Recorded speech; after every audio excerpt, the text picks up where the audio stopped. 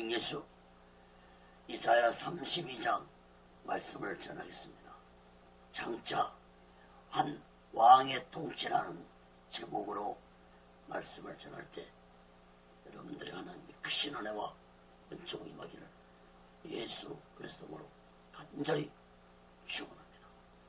성경을 펴놓으시고 하나님의 말씀을 들으시면 더욱 크신 은혜가 임할 줄 믿습니다.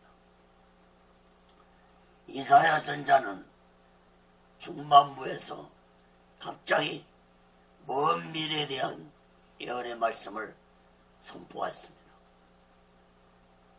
이사야 선자가 예언한 이 먼 미래에 대한 나라에 대한 말씀은 장차 예수 그리스도가 재림하셔서 다스릴 천년왕국을 의미하는 나라입니다.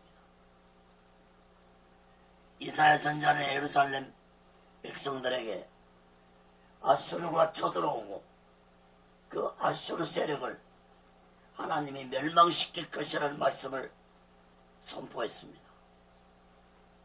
이러한 말씀도 믿지 아니한 예루살렘 백성들에게 먼 미래에 대한 말씀을 전하며 믿으라는 것은 참으로 어처구니 없는 말씀을 전하는 것이라고 볼 수 있습니다. 그러나 하나님은 이사야 선자에게 지금 현실도 믿지 아니한 어리석고 무지한 자들에게 먼 미래에 대한 예언을 선포하도록 하셨습니다. 사랑하는 여러분, 하나님의 주권과 계획은 사람들의 형편과 사정을 보고 진행하는 것이 아니라는 사실을 깨달아야 할 것입니다. 오늘 본문 말씀을 통해서 우리들이 깨달아야 할 사실은 지금도 하나님의 역사는 사람들의 뜻에 의해 진행되는 것이 아니라 하나님의 주권 속에서 하나님의 계획대로 진행되어 가고 있다는 사실을 오늘 말씀을 통해서 깨닫는 자들 되시기를 간절히 바랍니다. 사랑하는 여러분, 오늘날 이 시대는 그 어느 시대보다도 예수님이 통치할 그날이 너무나도 가까이 있다고 있는 시대에 살고 있다는 사실을 마음 깊이 깨닫고 오직 예수 마음과 오직 예수 신앙으로 살아가는 지혜로운 자들이 되시기를 예수 그리스도로 간절히 축원합니다. 첫 번째로 이사야 32장 1절에서 8절까지 보면은 의로 통치하는 나라가 될 것이라고 했습니다. 1절 먼저 봅니다. 보라, 장차 한 왕이 의로 통치할 것이요. 예수님이 장차 다스릴 나라는 의로 통치하는 나라가 될 것입니다. 그러므로 그 나라에 들어갈 자는 반드시 의로운 자만이 들어갈 수 있다는 사실을 깨달아야 할 것입니다. 당시의 유대인들은 진정한 의가 어떻게 이루어지는지 모르고 있었습니다. 그들은 율법을 지키면 의로워지는 줄로 알았습니다.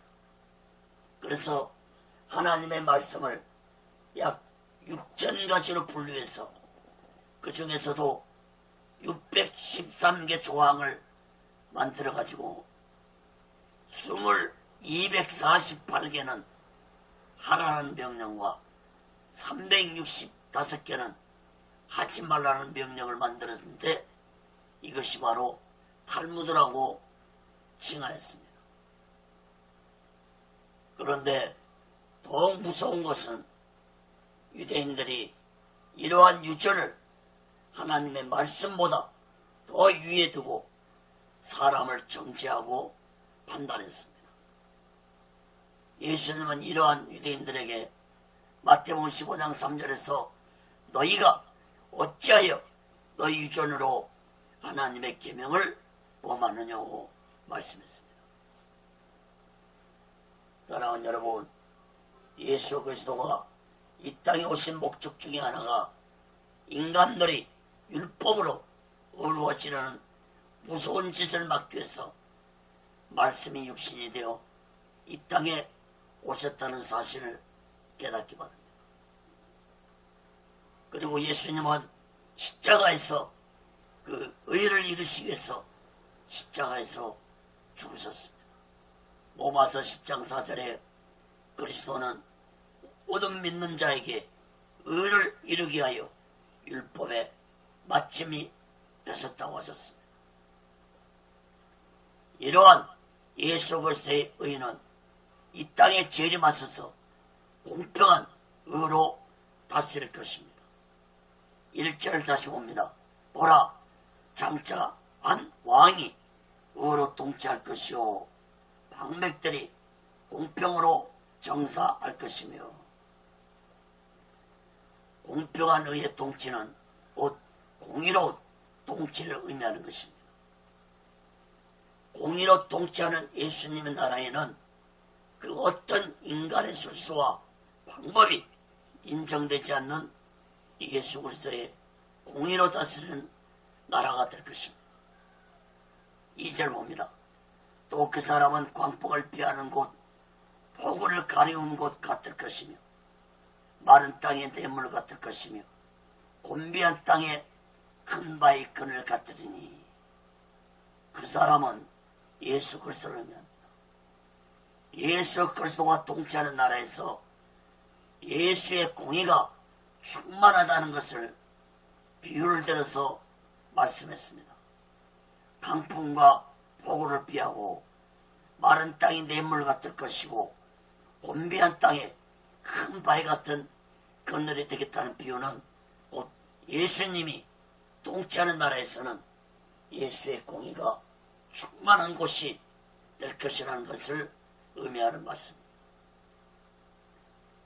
사랑하는 여러분, 예수님이 통치한 나라는 오직 예수 그리스도의 공의만 충만할 것입니다. 3절 4절 봅니다. 보는 자의 눈이 감기지 아니할 것이며 듣는 자의 귀가 기울어질 것이며 조급한 자의 마음이 지식을 깨닫고 온유한 자의 혀가 민첩하여 말을 분명히 할 것이라. 예수 그리스도의 공의로 의로운 나라에서 살아가는 자들 또한 영적인 자의 의로운 모습으로 살아갈 것이라고 말씀하고 있습니다. 예수님의 통치하는 나라는 어리석고 무지한 자들은 들어갈 수 없는 나라가 될 것입니다. 예수의 의로운 나라에서는 영적인 눈과 영적인 귀와 영적인 입과 영적인 지식을 가지고 살아가는 의로운 자들이 될 것입니다. 다시 말해서 예수님 나라에는 오직 영적인 자만이 들어가는 자들이 될 것이라는 의미의 말씀입니다. 5절 봅니다.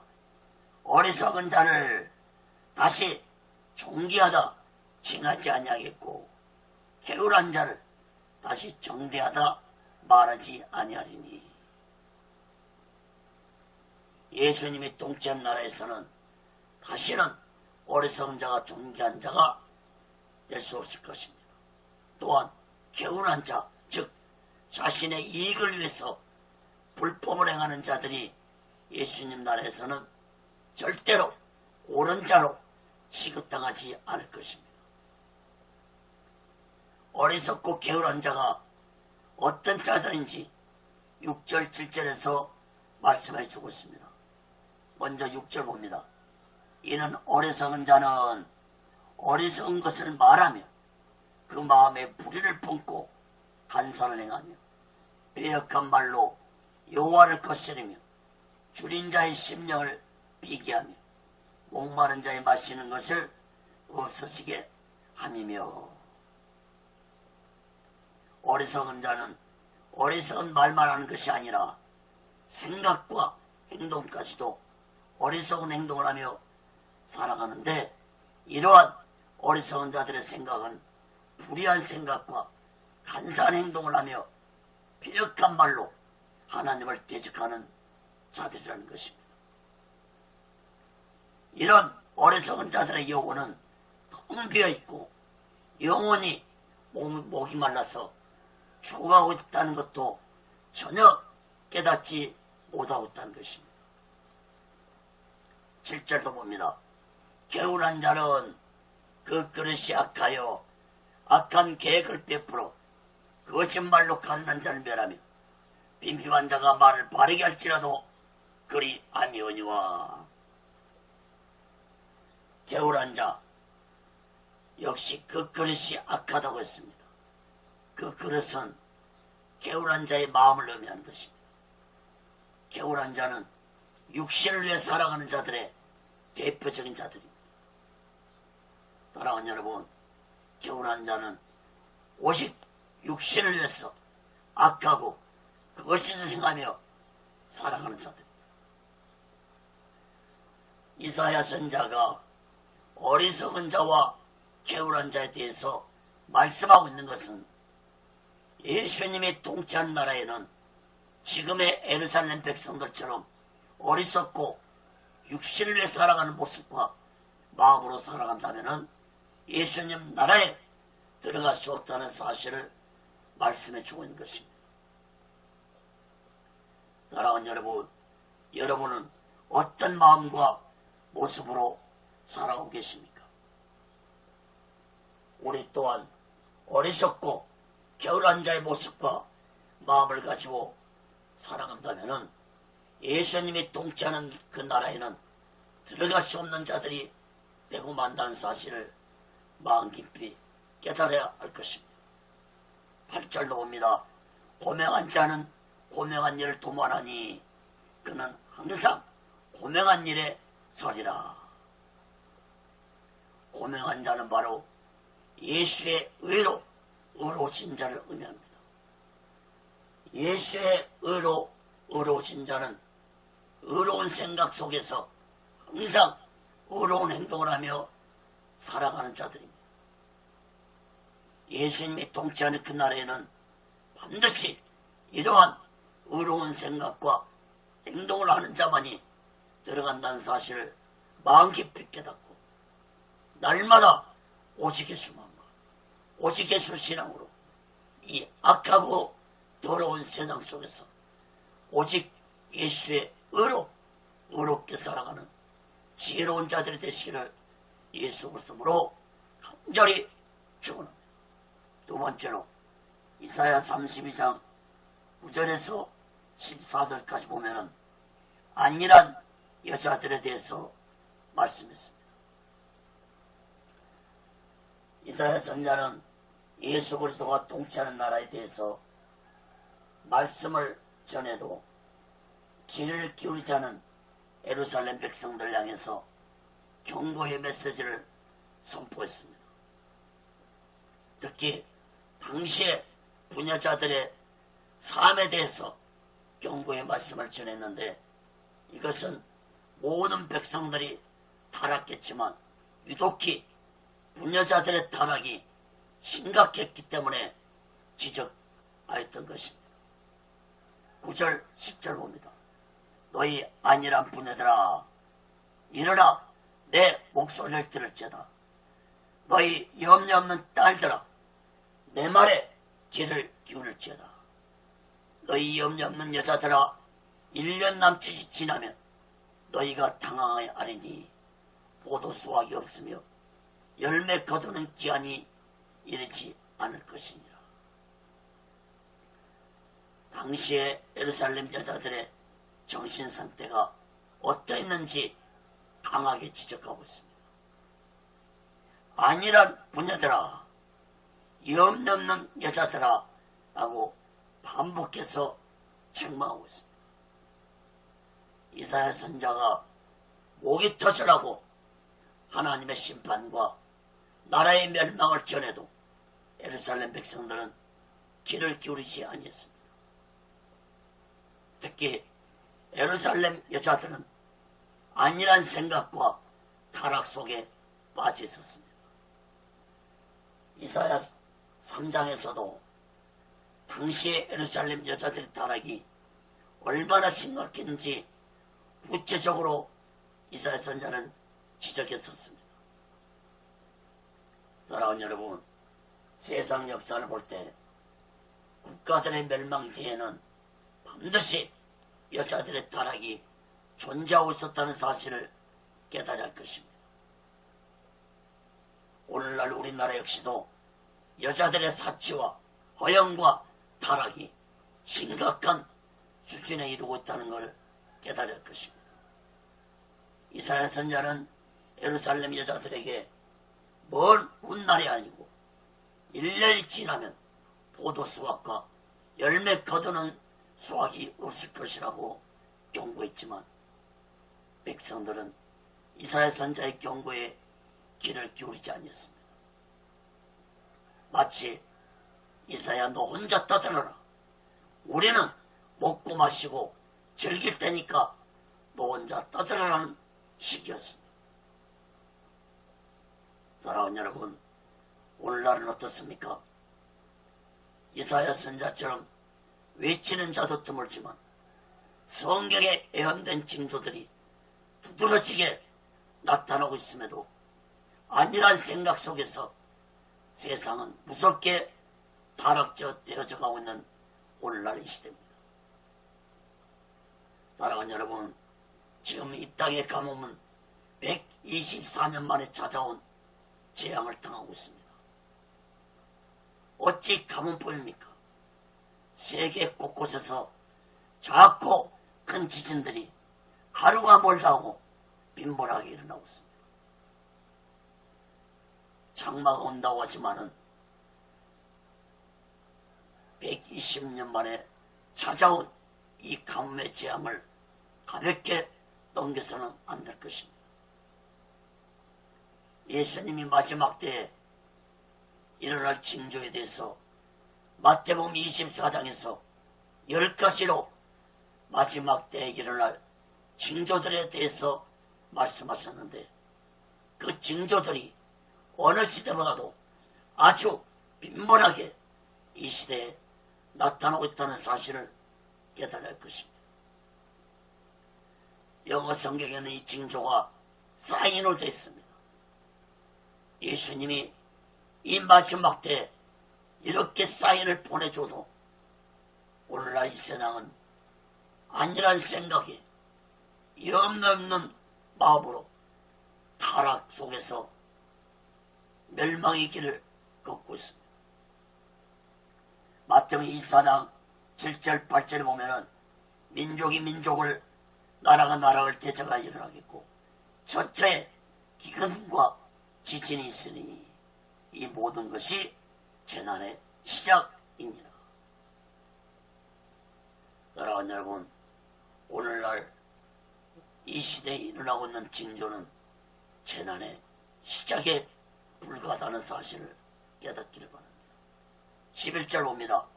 너희 안일한 여자들아 떨지어다. 너희 염려 없는 자들아 당황하여 알지어다. 옷을 벗어 몸을 드러내고 배로 허리를 독일지어다. 이사야 선지자는 예루살렘 여자들에게 두려워 떨며 당황하며 옷은 몸을 드러내고 배로 허리를 독일 각오를 하라고 했습니다. 이것은 곧 이미 예루살렘이 하나님의 심판을 받을 수밖에 없다는 것을 의미하는 말씀입니다. 그러므로 안일한 마음과 염려 없는 생각을 가진 자들은 하나님의 심판을 나갈 때 두려움 속에서 배로 허리를 독이며 슬퍼하며 애통하는 자들이 될 것이라는 의미의 말씀. 12절 13절도 보세요. 좋은 밭을 위하며 열매 많은 포도를 위하여 가슴을 치게 될 것이니라. 형국과 진례가 내 백성의 땅에 나며 기락에서 기뻐하는 모든 집에 나리니. 예루살렘의 좋은 밭과 포도나무들은 수확도 하지 못할 것이라고 했습니다. 백성들은 가슴을 치며 애통한 날이 될 것이라고 했습니다. 희락의 성읍이었던 예루살렘 성읍은 황폐한 성읍이 될 것이라고 했습니다. 이러한 황폐가 모든 집에 임할 것이라고 했습니다. 14절도 보세요.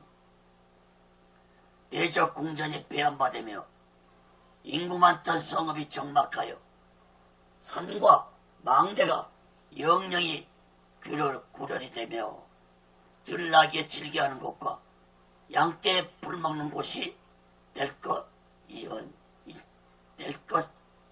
것이거니와. 예루살렘 성은 완전히 폐가 되어서 들짐승들이 즐겨 찾는 곳이 될 것이고 양떼들이 불을 뜯는 곳이 될 것이라고 이사야 선지자는 예언했습니다. 이사야 선지자 예언대로 예루살렘은 주전 586년에 바벨론에게 완전히 멸망해서 황폐한 땅이 되고 말았습니다. 사랑하는 여러분, 예루살렘이 하나님의 심판을 받아서 멸망할 수밖에 없었던 것처럼 이 세상 또한 하나님의 심판의 계획 속에 있다는 사실을 깨닫는 자 되시기를 간절히 바랍니다. 이사야 선지자 예언을 무시하고 외면하고 살았던 어리석은 예루살렘 백성들처럼 되지 마시고 성경에 예언된 말씀을 마음 깊이 깨닫고 이 마지막 때에 오시겠수 막나 오시겠수 신앙으로 그날을 준비하며 기다리며 살아가는 지혜로운 자들 되시기를 예수 그리스도로 간절히 축원합니다. 세 번째로 이사야 32장 15절에서 20절까지 보면 아름다운 나라에 대해서 말씀했습니다. 이사야 선지자는 다시 예수 그리스도가 통치하는 그 나라는 아름다운 바깥의 나라가 될 것이라고 세 번이나 반복해서 강조하고 있습니다. 15절 봅니다. 빌경은 위에서부터 성신을 우리에게 부어주시니 광야가 아름다운 밭이 되며 아름다운 밭을 살림으로 여기게 되리라. 예수 그리스도의 의가 충만한 나라에 성령 또한 충만하게 거하는 아름다운 나라가 될 것입니다. 사랑하는 여러분, 예수 믿는 자들 또한 아름다운 자가 되려면 예수 그리스도의 의와 성령이 충만한 자가 될 때 하나님 보시기에 아름다운 자가 될 것입니다. 16절에도 아름다운 밭을 말씀하고 있습니다. 그때에 공평이 광야에 거하며 의가 아름다운 밭에 있으리니. 사랑하는 여러분, 예수님이 통치하는 그 나라는 이 세상에서 볼 수 없는 아름다운 곳이 될 것입니다. 계시록 21장 4절 보면은 모든 눈물을 그 눈에서 씻기심에 다시 사망이 없고 애통하는 것이나 곡하는 것이나 아픈 것이 다시 있지 아니하리니 처음 것들이 다 지나갔음이라. 아름다운 그 나라에는 눈물도 없고 사망도 없고 애통도 없고 아픈 것도 없고 참으로 아름다운 곳이 될 것입니다. 17절 18절 봅니다. 의의 공연은 합평이요 의의 결과는 영원한 평강과 안전이라. 내 백성이 합평한 집과 안전한 거처와 종용이 쉬는 곳에 있으려니와. 세상이 주는 합평과 평안과 안식은 잠깐이지만 예수님이 통치하는 그 아름다운 그 나라에서는 합평과 평안과 안식은 영원할 것입니다. 의의 결과라고 그랬죠. 의의 결과. 사랑하는 여러분, 의로운 자의 결과는 반드시 예수님이 통치하는 그 나라에서 영토록 구하는 진정한 의로운 자들이 되어야 될 것입니다. 요한복음 14장 27절에 평안을 너에게 끼치노니 곧 나의 평안을 너에게 주노라. 내가 너에게 주는 것은 세상이 주는 것 같지 아니하니라. 사랑하는 여러분, 오직 예수가 오직 예수 신앙으로 살아가면서 반드시 의의 결과로 예수님이 통치하는 그 나라에서 영원한 평안과 안식을 누리는 아름답고 귀하고 복된 자들 되시기를 예수 그리스도로 간절히 축원합니다. 19절 20절 봅니다. 먼저 그 살림은 우박에 상하고 성읍은 파괴되리라. 모든 물가에 씨를 뿌리고 소와 나귀를 그리로 모은 너희는 복이 있느니라. 이사야 선지자는 예수 그리스도가 통치하는 아름다운 나라는 살림이 우박으로 상하고 성읍이 파괴된 후에 임하게 될 것이라고 예언했습니다.